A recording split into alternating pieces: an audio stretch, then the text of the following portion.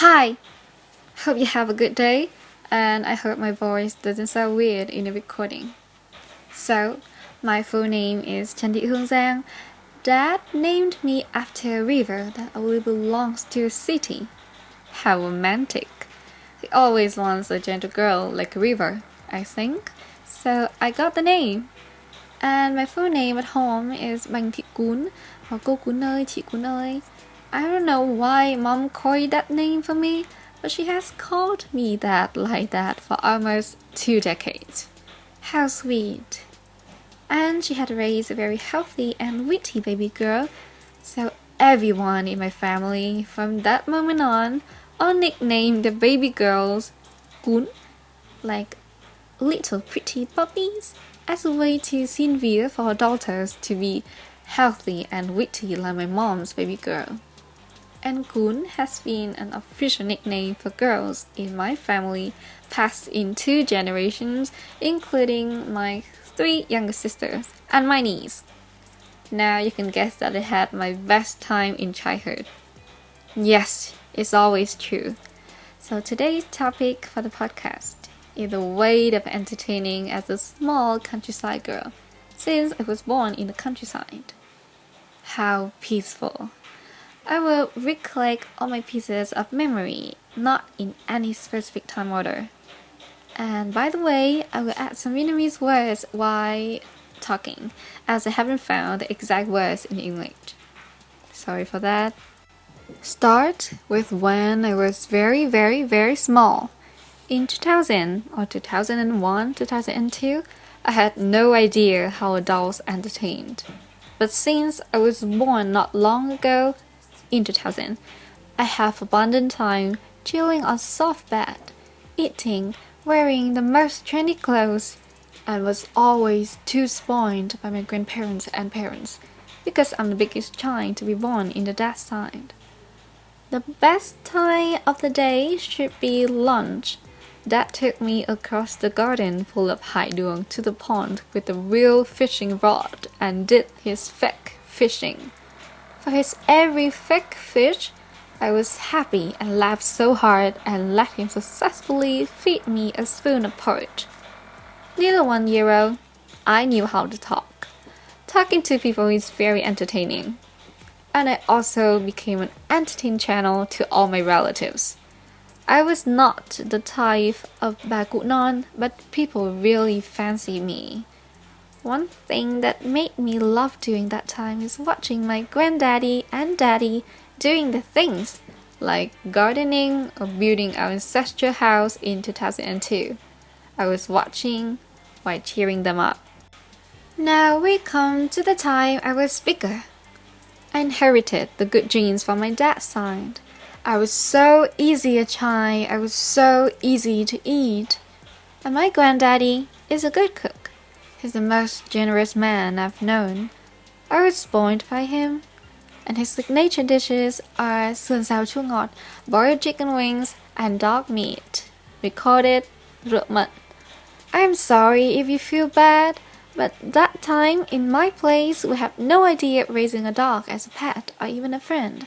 It's just a little bit more than a normal animal. I don't know why I mentioned eating as a way of entertaining, but I actually enjoy myself the most when eating. I have not access to TV or books or comics until I was 10.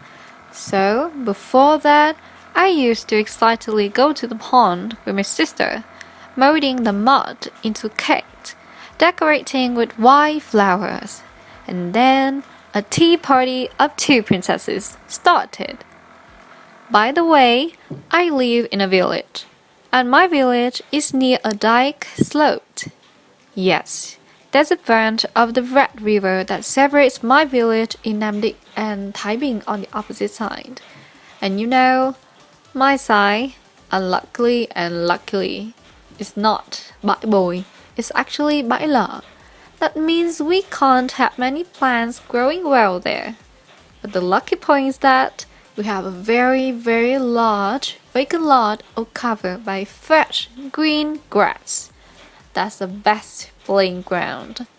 We ran, we lay, we rested, we chatted, we learned to ride a bike, We study, we observe the colorful trees and houses in the Taiping side.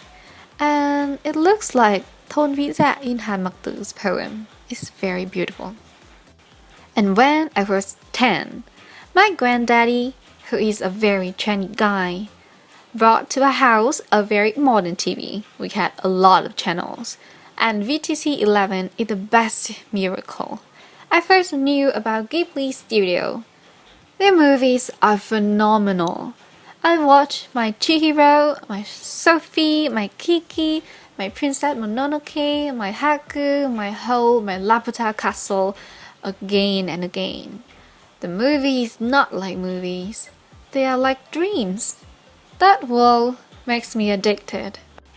You know, the best part of entertaining for people living in a village like us is certainly the gatherings by the fire in the dark kitchen throughout the freezing winters. My granny tells stories about her granny. My dad posted about his handsomeness when he was young, and mom told me that he didn't lie. We talk for hours. Sometimes it's just me and my granny lying on the bed, chatting. Oh, I have been sleeping with my granny for my entire life, up to the time I have to leave for my university in Hanoi. She taught me a lot of Vietnamese poems like Qua thu rồi lại tới hè, ngồi buồn ta chắp cái vẻ ta chơi. Or Kìa ai qua bến đỏ quan, đứng xem tiếp tế dân cản máy chai, cách nhau một dậu thép gai, kẻ trong đứng đợi người ngoài chờ mong, thứ năm chủ nhật thì đông, những người tiếp tế cho chồng cho con. That's my granny's. And my granddaddy was a funny guy who always sang the wrong lyrics of every song. He loved writing poems and singing, and I love reading them. One of his work is like, cái quạt ông mua chẳng mấy đồng, để khi giải tỏa những cơn nồng, chẳng may ông để quên đâu đấy, xin chớ tham lòng lấy của ông. I learned from him a song too. Bụng cô to bằng cái thùng bán phở, rốn cô lồi bằng quả cà chua, mũi cô dài hàng km. That time, I thought it was a popular song, but it didn't seem like that. Next time was when I was even bigger. I think I got roped in my granddaddy's talent of writing songs. So one way of entertaining myself is that I wrote songs too. It's cheesy, of course, for a childish girl like me, but that time I thought I was so professional and cool. I don't know why I think like that. Back then, I went up on the roof of my one-story house. I looked around and wrote a few lines on the paper.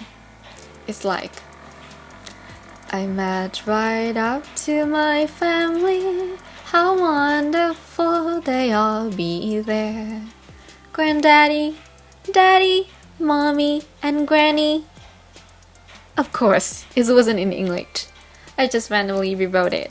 The original is Chiều chiều đi ngang đi qua con xóm làng Nam Phong xinh đẹp tuyệt vời.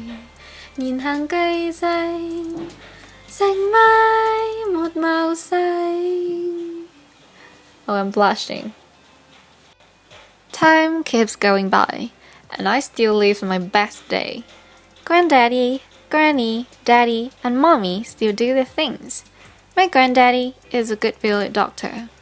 They often call him Thầy Lang Hồi.